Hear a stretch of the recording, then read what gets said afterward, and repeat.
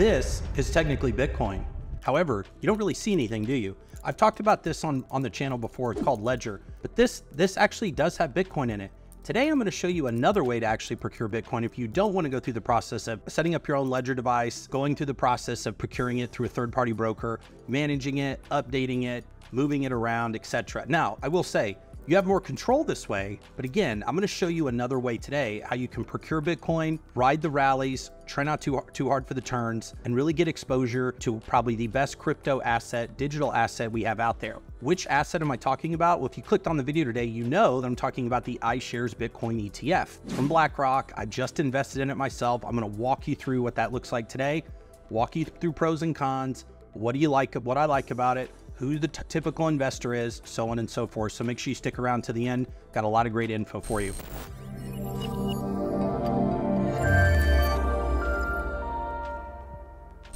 All right, so first things first, the iShares Bitcoin ETF is the first ETF, Bitcoin ETF from Blackrock. It just debuted in January. It's hot off the presses.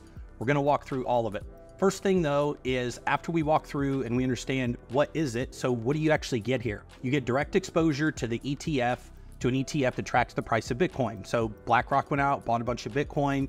You can actually buy pieces of that like you would an ETF. So think a VOO, a VWO, an SPY, something like that. Couple things, there are some things like I'm gonna go through one, for instance, right now as a little teaser is there's no tax loss harvesting on it. There's no asset to replace it with, but that's one we'll get to more in just a few minutes. You do get a regulated investment. So if you buy Bitcoin normally, like I said, in something like this on a Ledger, it's not really regulated. Now, I will say Ledger's done a great job. They have third-party brokers you can tie into to get exposure. You can change the spot rate. You can change the hash rate, how much you want to pay, etc. It's probably more for an advanced investor. Again, this video is going to be for more around people that just want exposure, that maybe are using robo-advisors or third-party advisors that are now bringing those in. So you do get a regulated investment. And number three is you get liquidity and convenience. So one of the problems that I've seen is when I try to swap an asset, so I swapped a few weeks ago a bunch of Ethereum for Bitcoin. It worked fine. I used Ledger for it. It was great. I just wanted to get out of Ethereum as much as I could and go into Bitcoin. It wasn't difficult, you know, it just took a little bit of time. In this case though, the liquidity and the convenience factor could be really something that more of a novice or an entry-level person may benefit from as they're getting exposure to crypto. All right, now, what are some of the benefits? Well, you get diversification, of course. You get exposure to Bitcoin, you get potential for capital appreciation, etc. as Bitcoin goes up and goes down. Number two is you get the institutional grade custody, which is really important. I'm gonna go over here, move over to my screen, and I'm gonna show you my portfolio here. And one of the things I carry in my portfolio is now a cryptocurrency exposure. So I have IBIT, like I talked about before, the iShares Bitcoin Trust, and this is what I carry in here. Now, it's only been out a couple of months. Right now, it's up 44%. So if you would have bought right in the beginning, you'd be up 44%. Now, exposure to crypto is always risky. There's a lot of volatility. I want everyone to understand that I am not saying everyone needs to have Bitcoin in their portfolio or even any kind of cryptocurrency. This is something that I would say, you know, 2, 3, maybe 5% of your overall portfolio should be regarded for crypto if you even want to go there. I would not put any more than that, or really any more than you're willing to keep in for at least the next 5 years. As it says here, tracks the New York variant of the CME CF Bitcoin reference rate. All that means is it's tracking an index and there's Bitcoin underneath it. One thing I want you to keep an eye on is here you'll see IBIT isn't eligible for tax loss harvesting. I just went through that because they can't find another alternative to sell out of. So normally when I sell out of VTO, I go with ITOT or something like that. They sell one out, they bring another one in. I capitalize on the losses that are harvested, so on. There's not another asset here, at least in Wealthfront, that I'm using to supplement it with. So there's nothing I can do. But I also want you to notice that only 2% of my target, 2% current and 2% target of my entire portfolio.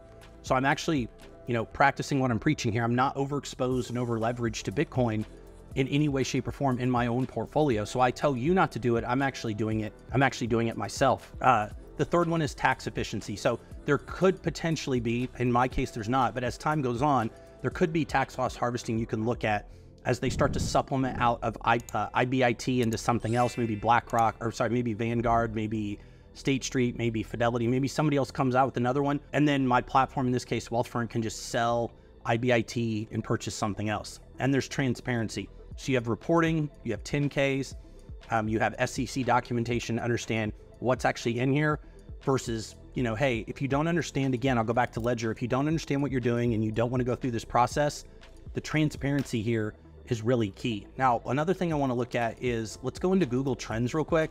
And I just thought of this while I'm making this. Let's look at IBIT and let's look at who's actually searching for it. And we'll go back just to the beginning of this year. So let's say we want to go back to, let's say January 1st. Let's see what this looks like. IBIT Bitcoin. So just since the beginning of the year, the biggest states that are looking for it are New Jersey, Hawaii. Why do I bring this up? Well, a lot of the related topics and queries all come down to Bitcoin. But as you can see, right in the beginning of the year, the interest just absolutely spiked. So we're at 100. Let's go back to the beginning of time though. We're gonna go custom date range. Actually, you know what we're gonna do? 2004 to present. And then I'm gonna actually cross-reference this with Bitcoin. Oh my God. So we see there's a lot of correlation. Obviously, Bitcoin gets a lot more interest than IBIT does. But across the entire country, the reason I brought this up is every single state, according to Google Trends, since 2004 is interested in Bitcoin. So I think it's pretty safe to say there's going to be a lot of transparency. There's going to be a lot of continued development. It's awesome, awesome time to be alive and awesome time to be investing in this. Now, as we move on, we've got some regulatory landscape and approval process. So the iShares Bitcoin ETF did undergo a rigorous review by the SEC. Whether or not that means anything to you is, you know, we'll leave that for another conversation. We've got investor protection. So again, you've got people that are managing this fund. We've got it managed by an actual, reputable company. And then we've got regulatory landscape. So the approval of ETF signals that is growing maturity and acceptance of Bitcoin, you know, as Main Street investment as an asset. Now, how many people are investing in it? I don't know. It was enough for me to pull some of my money out of one of my foreign investment ETFs and put it into crypto, to the Bitcoin ETF, which I think is interesting. Now, we've got risks and considerations. So we have one, market volatility. And as we go back and let's actually pull up Google Finance, and we'll look. What we'll do now is we'll actually go and we'll look at Bitcoin and we'll see the volatility that it has. Okay, so this is just today. Now let's go out and let's go max. Okay, let's go max and say we see all the way out. We see $435 back in, this is max on Google. It obviously goes back further than 2015. We see $327. We see the max, the big swings here as it went up from 59,000 all the way down to 32,000 in a matter of 3 months. So that's huge volatility. That's absolutely massive volatility. That's one thing I want you to be aware of. As we go back here and we look, we'll see regulatory changes. So we don't really know what's going to happen. This has only been out there for 3 months. So if I look at IBIT and let's go back to it, it's only been out there 3 months. So we don't even have anything more. We don't even have a year to look at. Let's go out to and see what it's done year to date. Okay, so we're up, 53.4%. Okay, so again, it's done well, but we don't really have a whole lot to go on. We need to understand that as regulatory approval takes place and things change, there could always be changes in what's offered. The ETF uses institutional grade custody, so you don't actually own any of the crypto. So on this, I actually own it, and I've talked about this before. If you don't own the asset like I do on here, you really don't own your crypto. So again, in that fund I just showed you in Wealthfront, I don't actually own any of the crypto. So I can't call up Wealthfront or Blackrock and say, hey, I want you to transfer the 10 Bitcoins that I own into my account, into my ledger, into my wallet address. I can't do that. Likewise, there's nothing, since I don't own it, I'm actually not in charge of it. So that's where the custody and security comes from. And then the taxation and reporting. So you have to understand the tax implications and reporting requirements. So at the end of the year, if there's capital gains on that, I'm going to be responsible for it. So if I sell it, there could be short-term gains. And if I keep it in there, there could be long-term gains. And as I talked about earlier, right now, there's no tax loss harvesting available, at least today. So the comparison to some of the other investment options. So we talked about direct Bitcoin investment ownership, which I have here on my ledger. We haven't talked about Bitcoin futures. So that gets to another level. So we know what futures are. We know what Bitcoin is. So there's actually Bitcoin future ETFs direct exposure to the spot price of Bitcoin, unlike Bitcoin futures ETFs, which track derivative contracts. So we all know what calls, we know what puts are. We went through that on this channel before. Bitcoin futures take that, it's like putting it on jet fuel, where you're able to bet on the rise and fall of options contracts on top of Bitcoin. Candidly, that's not something that I'm interested in. That's not a level of volatility and exposure that I'm willing to get myself into. But if everyone would like me, I can do another video on it if everyone's interested. So make sure you comment down below and let me know. And then we have Bitcoin Trust. So the ETF structure, the iShares Bitcoin Fund, provides greater liquidity compared to Bitcoin Trust. So in this case, it's an ETF. So you do have an expense ratio. It's a 0.12% expense ratio. I will say that's extremely low considering the risk and volatility that you have. Usually about 25 basis points is as high as I'll go on an ETF.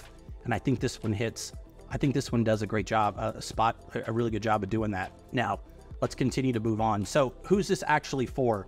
So it's for people that want diversification like myself, that can be used to add Bitcoin. It may be at Ethereum, Solana, maybe other crypto ETFs will open up in the future. Long-term holding. So this is going to be a 5 to 10 year hold for me. Accessibility. I bought this because I want exposure. I don't want to keep having to manage this in another account. And yes, I fully understand that I don't own the Bitcoin through an account like this, through the IBIT Blackrock ETF. That's okay. I need accessibility, so a friendly way to invest and understand what that looks like, and then portfolio management. So I can actually bring it in here. I can see what it looks like from an entire portfolio standpoint, and I don't have to have it somewhere else. So I like being able to bring everything in. I do have a couple articles on, direct versus other exposure. So, self-managed is direct, professionally managed, what we talked about today. Regulatory oversight, there's limited when you go this route. There's more when you actually buy a fund, and that's something to always, be aware of. Last but not least, where do we think we're going from here? So I think there's a lot of opportunity in this ETF. I don't think it's going anywhere. I like the expense ratio, and I like what it's done so far. You should carefully, like I said, you should carefully understand the risks and suitability. This may not be for everybody. If you want direct ownership, make sure you check out one of my videos on Ledger and owning crypto outright on something like a wallet like this, on a cold wallet, where you just plug it into your computer, you can connect it to your phone, and you can start buying, swapping, staking, etc. crypto on a hard asset where if this is not plugged in, no one can access my crypto. So just something to be aware of. So next steps. So if you are interested, I would suggest you consult with a financial advisor. Maybe you've got one through an institutional brokerage account, see what that's like. I'll make sure and post the link down below to the iShares as well as this presentation. If you don't mind, give me a thumbs up. Don't forget to subscribe. And as always, don't forget to design your financial freedom. Take care. Bye-bye.